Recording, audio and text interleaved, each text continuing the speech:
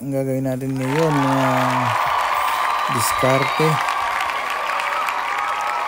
Tenderloin steak from the beef. Alright, let's go. Okay, ginagawa natin tenderloin steak. Tanggalin muna natin ng taba-taba ng parts. Just remove the parts and bad skin. Linis. Okay. Dito mga guys, medyo matagal-tagal to kasi kailangan malinis yung tenderloin. Yan, lahat ng parts, mga bad skin, litid, tawagin natin. Alright, cut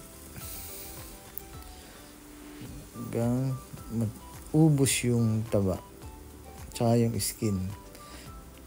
Tawagin natin litid.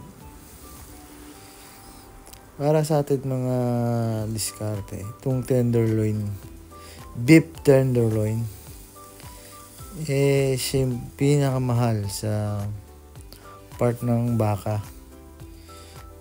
That is the more expensive from the part of the beef. It's very tender.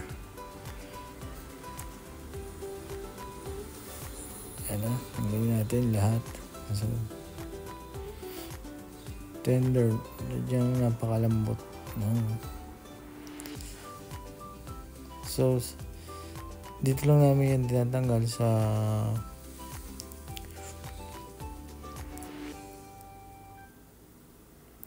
Amerika o sa US. Ganyan po siguro yung pagtatanggal.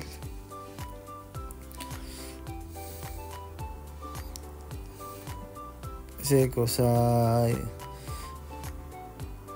Bermuda po ito, sa ako po ng UK.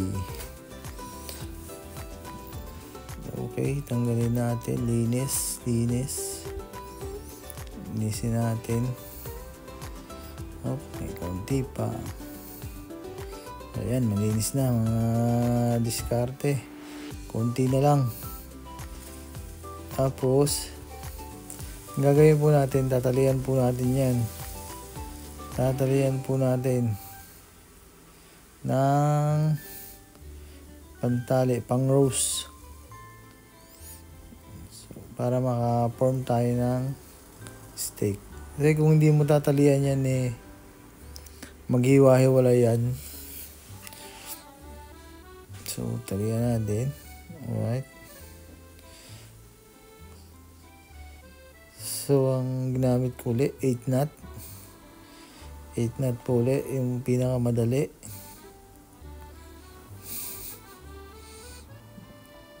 Yun po, iniwa ko na kasi parang mahirap hiwain kapag tinalian mo agad lahat. Hindi mo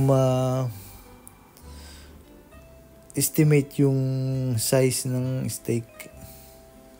Kailangan pare-parehas.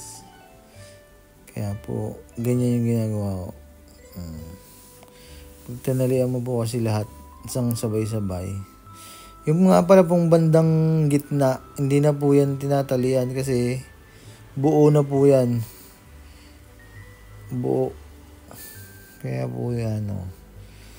Okay, thank you for watching. And God bless you all. Thank you from Discard Life. Thank you.